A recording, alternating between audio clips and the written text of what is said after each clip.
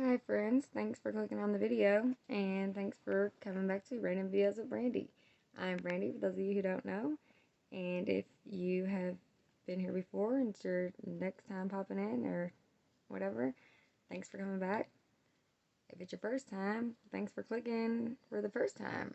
But to everyone, thanks for clicking. Just for in general, thank you for clicking on the video. I really appreciate everyone. And that being said, I don't mean to hurt anyone's feelings or to start any drama with anyone. Please don't send hate toward these people. And let's say keep the comments PG-13 so that you don't get deleted, blocked, or anything by YouTube or the admin. And let's see, I think that's it as far as the kind of rules or whatever go. Whoa, sorry about that, you guys. I almost dropped you.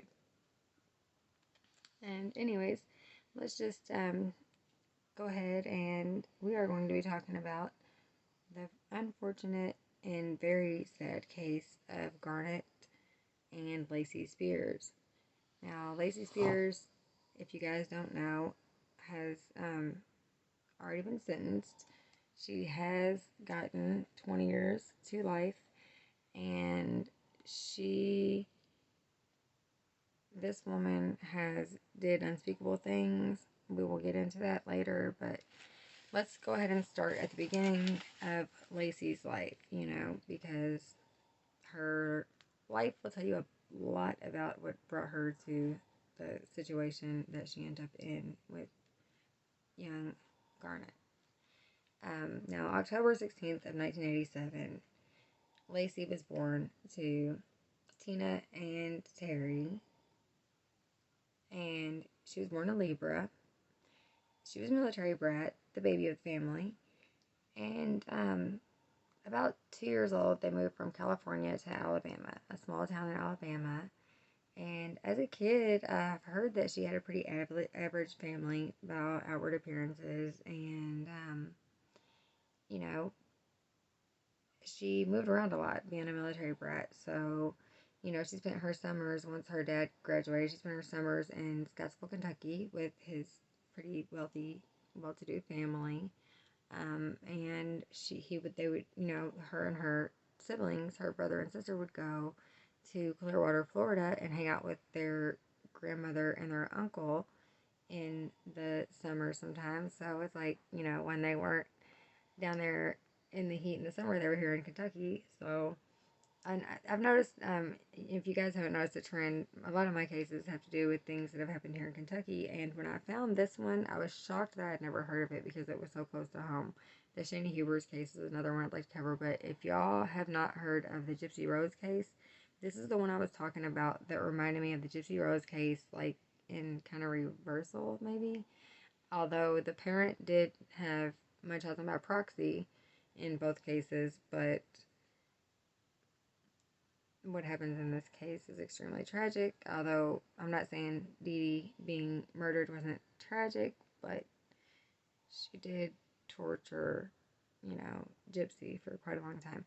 Anyways, let's get into the story of Garnett and Lacey Spears. So, Tina and Terry Spears had her on October the 16th of 87. As we said, she's a Libra. She's a military brat, baby of family. And she was actually a great student. She was always really good about handing in her work early. She loved the attention it brought. She didn't get a whole lot of attention at home because her parents were dealing with a lot of marital and health issues. So I think, that was quite an issue why they didn't spend a lot of time with the kids, or, why the kids were never there a lot of the time. And her mom was a stay-at-home mom, I will say that, and the dad was a aircraft mechanic, I believe. So, anyway, she developed a love for dolls, and she always took it very seriously, playing with her dolls. She had these American Girl dolls. I don't know if you guys remember those. Like, I come from this time, somewhat. So the American Girl dolls were also out whenever I was a kid. And for those of you, my generation, you all remember them. Well, Lacey loved hers a lot, and she treated them like they were her real babies. She would dress them, clean them, like she treated them as if as if she took it very seriously. And at this time in her life, she had one friend named Mallory. It was her best friend, I would say. They actually weren't allowed to play at Lacey's house. Her Mallory's mom thought Lacey's family was kind of weird or whatever, and just didn't feel comfortable sending her daughter over there. But she made an exception one day, and they were so excited that, oh my God, my bestie gets to come over and play dolls. I'm so excited. So she gets her dolls out, and her and Mallory are having a great time. They're playing dolls. Everything's going great. And this is her first real play date at her own house. So everything is exciting for both girls. And Mallory goes to play with Lacey's favorite doll. She goes to pick it up, and Lacey just grabs her by her throat and literally, like, chokes her and leaves marks on her throat, from what I understand. She left, like, handprints, maybe, on her throat. And, yeah, Mallory tried to play it off to her mom because she didn't really want to be grounded from Lacey or not to be able to play with Lacey anymore. But I think this is where Mallory's mother nipped it in the bud and said, this is where I draw the line. I don't buy that crap. And this is it. There's no more hanging out over here at good old Lacey's house. Sorry about that, you guys. Coco was trying to get out of the bed. And y'all know when I do these stories from bed, it gets a little crazy. Anyways, fast forward to a little bit later. Lacey was pretty outgoing, as you know. She liked attention, and she had been known to tell some pretty tall tales, I guess, whenever she was a kid. And a lot of those tales had to do with abuse of family members and just different stuff, injuries that weren't necessarily stuff being wrong with her or whatever that wasn't really wrong with her. And so anyways, she makes a new friend. She's at school one day, and her and this girl, Jessica, get into it on the playground. Well, teachers, as they do, the teacher came up to the girls and said, y'all need to shake hands and hash this out however you must, but this is not going to fly. You're not going to be out here fighting, because they were literally like pushing each other and stuff. Like it was a serious fight. So that happened, and her and Jessica became really close after that. Like, they seriously had became the best of friends, like lifelong friends, and they were super close. And after a little bit of time, actually, it didn't take much time at all. It was maybe, very little time, maybe a week or two. She was already really clinging to Jessica's mom, which I thought was kind of sketchy or weird, because she was calling her mom, she's calling Jessica's mother mom, but you have to remember that her parents weren't spending a lot of time with her or giving her the attention she needed, and she's, I think that's one reason why she was so apt to please her teachers and stuff, was because her own parents weren't really giving her the attention she needed. Now, she went on to tell Jessica's mom that she'd been touched by a family member, so Jessica's mom told her, you can come and stay at our house anytime you like. And Jessica was going to take them up on this. She was so down for that. She loved that. So, according to what I understand, her parents were totally okay with it, and they allowed her to go and spend 2-3 weeks there at a time and didn't say anything. And, her Jessica's mother found this to be kind of shocking to her, but at the same time, she knew that she was being abused by, or she heard that she believed Lacey was being abused by a family member, so she wanted to look into it. And Lacey had also mentioned later on that she had gotten pregnant by this family member who was abusing her, and she needed to get an abortion once she had been asked by a couple people. And we'll talk about how she ended up in church later, but actually we already fast forwarded to 14. Let's go back a little bit, because they did sit down one day, and Lacey looked at Jessica and told her, we're too old to be playing with dolls. We're done with the dolls, and that was that. They totally were. That was it. That was the last time they played with dolls. So, anyways, although she preferred being at the Kyle's house, her friend Jessica Kyle loved having her over, and they loved it. They were being able to spend all this time together. And so, even though her lies were getting more and more interesting and outrageous, um, they were close and they liked hanging out, I guess. From what I understand, she had lost her grandfather, who she was super close to, and the parents weren't like very supportive of her whenever she was feeling upset. So, there was just a lot to it. And when Lisa found she was pregnant, she reported the rape, but nothing was done. So that's another thing. And also, Lacey claimed that she had gotten an abortion at the clinic down the street, which, you know, the lady who took her to church, Paula, knew this place didn't perform these abortions. Or, hold on, it may have been, actually, it might have been Lisa. I've looked into so many different situations where I've got the name Linda, the name Lisa, and the name Paula all have looked into this. So they may have all three looked into it. Anyways, looked into it, saw that as she knew, they did not perform abortions there. So she's like, Lacey, I know you're lying, and what is going on? Like, why are you making up things like this? So Lacey's response to this was very quick, and she's like, oh, I had the abortion done in Clearwater, Florida, so, you know, there was no way to prove that she didn't. And that was kind of odd, but who could prove it?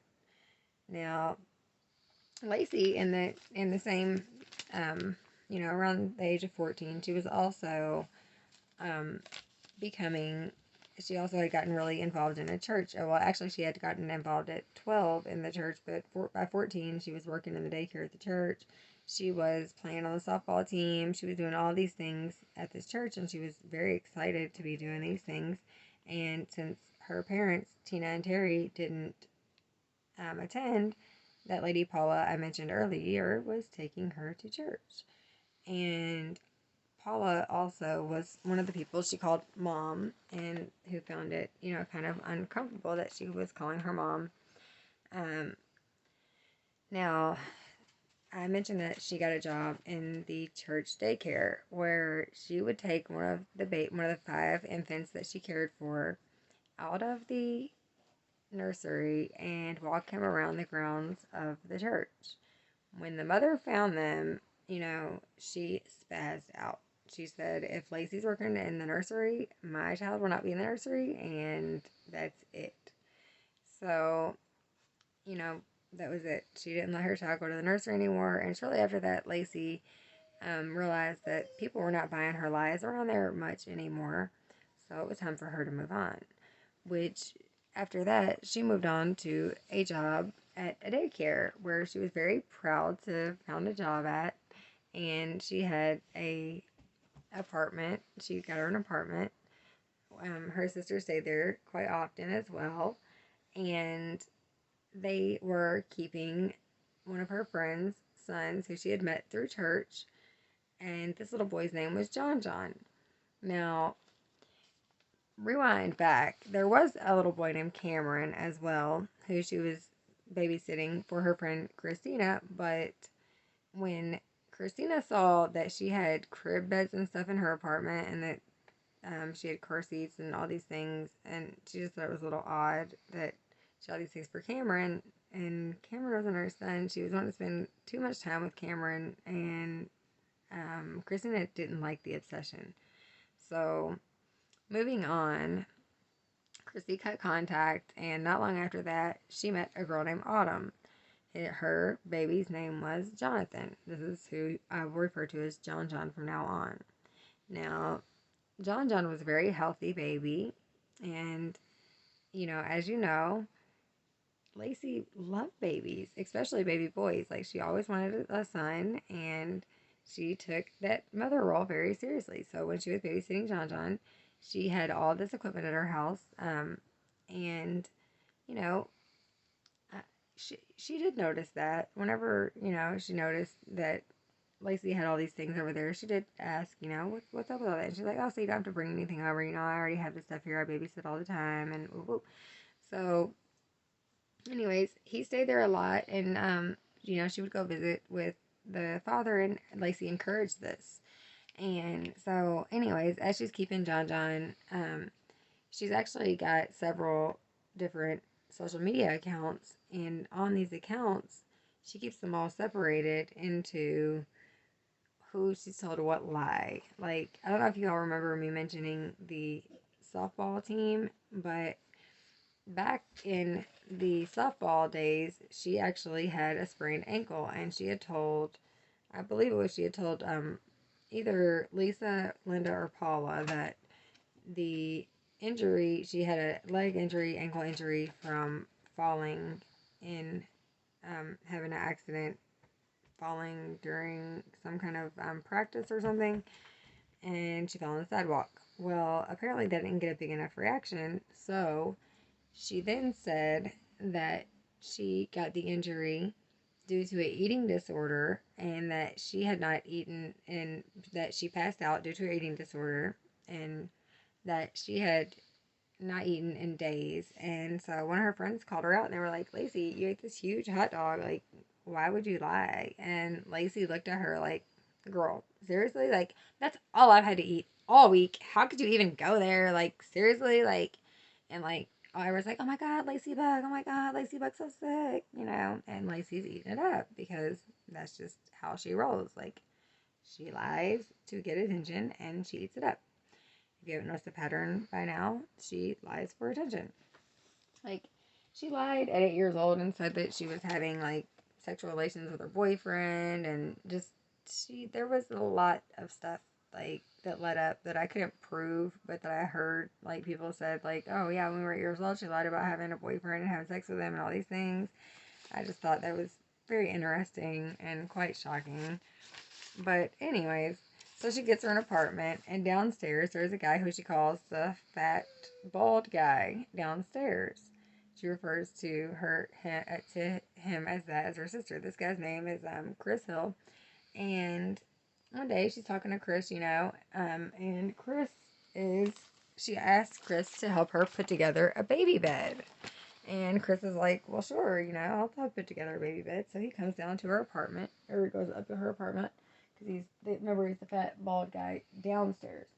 So he must go upstairs to her apartment.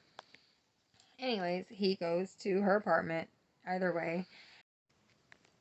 When he gets there, they put together the bed, and they start to talk about having, a more relaxed time together, maybe catching a movie or something of that nature. And this is when the relationship between the two begins. And it's like a friend of benefit thing at first, but Lacey soon fell pregnant. And after Lacey fell pregnant, she still had these things going on. She's still babysitting John. She's still, oh yeah, by then she's met Kelly and she's babysitting Kelly's kids, and she has a key to Kelly's house. Because she's so helpful with Kelly's kids that she has a key to the house where she can get in and just help at any time, basically, which Kelly's husband became very uncomfortable with, and the key was taken away quite soon after it was given to her, because she took, like, you all know she does by now, that she takes full advantage of these situations where she can go and stay at someone else's house and be all up in there. But she would take John with her to their house to watch their kids, and in fact, I believe she was telling Kelly that John was her son, if I'm not mistaken. So there was that also. And a mutual friend actually noticed that she was saying that John was her son, and, told Autumn, yeah, I think I have something you would want to see, and showed her the account.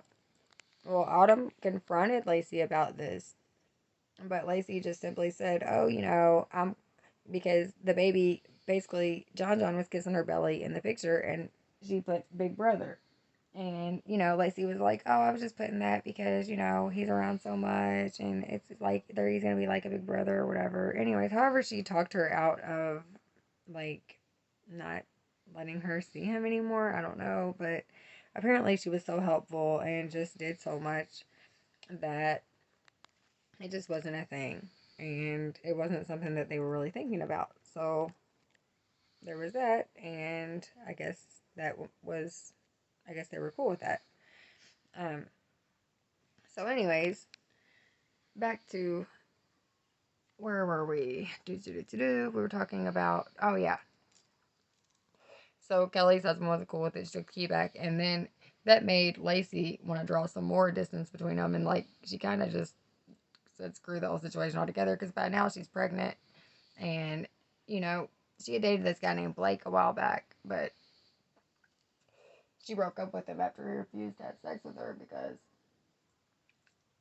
like he was saving it for marriage, and she just could not fathom this, you know. But she met this guy at church. She should have known that he was going to be trying to at least, anyways, yeah.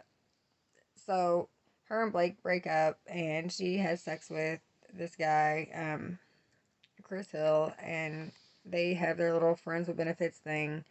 Well, she falls pregnant, and shortly after that, they were talking about a name for the baby. And he liked the name Caden. She liked the name Garnett. And Chris, like, absolutely, they had already talked about getting married.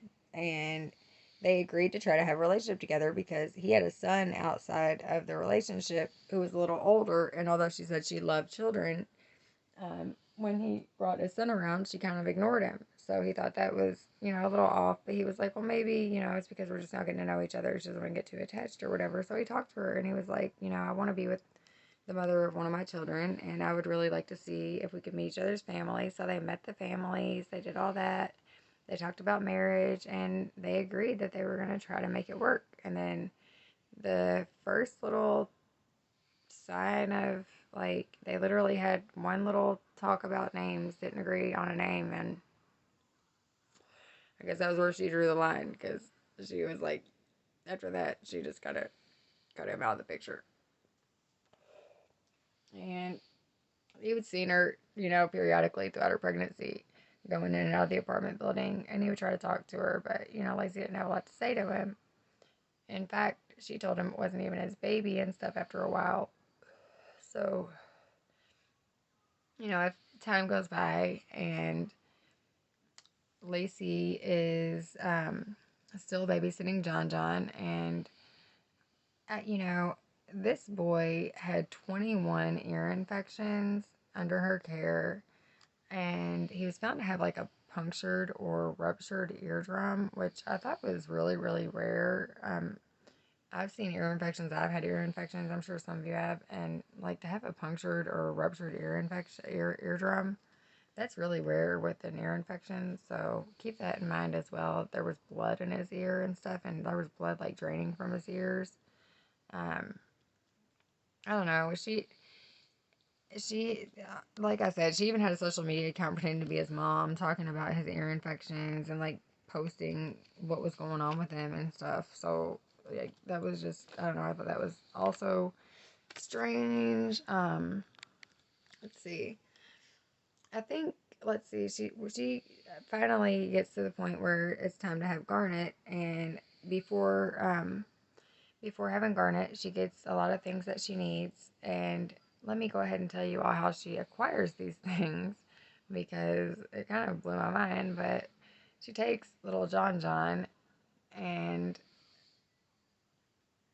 pretends he's her son to these churches and gets all these things for free. She acquires like bassinets, crib beds, car seats, baby swings, like anything you can think of through churches for free. Her and her sister are taking John John and pretending not passing him off as hers and getting help from these people who are there, of course, to help people, but not scam artists. So, like I said, don't form an opinion of her until you hear the whole story, but I had quite an opinion of her. But, I mean, the girl's obviously sick, right? She's got some kind of compulsive lying disorder or something. But maybe she's going to be a great mom because she's been taking care of all these kids since she was like, what, 14? So, Anyway, so along comes Labor Day, and she's laboring. She's ready to have the baby, and now Garnett is coming to the world, and she is at the hospital, excited. Everyone's coming to see her. She's getting tons of attention. I'm gonna end it here, and I will talk to you all soon. The rest of the story will be tomorrow. Love you so much. Cheers.